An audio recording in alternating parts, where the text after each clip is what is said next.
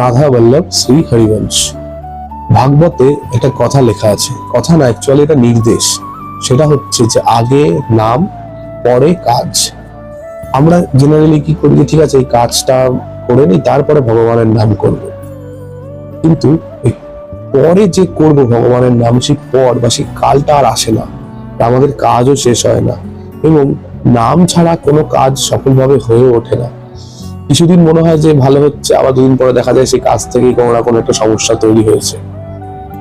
তাই আমরা কাজকে বাদ দিয়ে নামও করতে পারবো না, কারণ বর্তমান যুগে কাজটা তো অবশ্যই গুরুত্বপূর্ণ।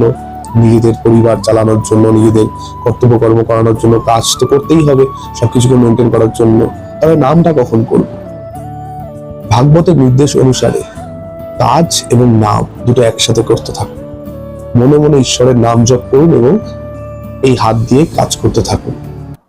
যখন নাম আর কাজ এই দুটোকে আপনি একসাথে করবেন, তখন আপনার কাজটা হয়ে যাবে সেবার মতন, এবং তখনই কিন্তু আপনার কাজটাকে আপনি সফলভাবে করতে সক্ষম হবেন এবং প্রকৃত সফলতাও অর্জন করতে পারবেন, যেটা আমাদের প্রত্যেকের মেইনলি লক্ষ্য থাকে।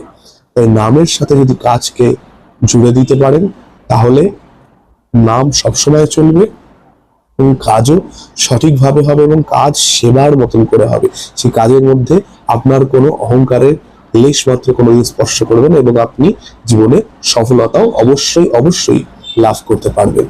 শ্রী রাধে।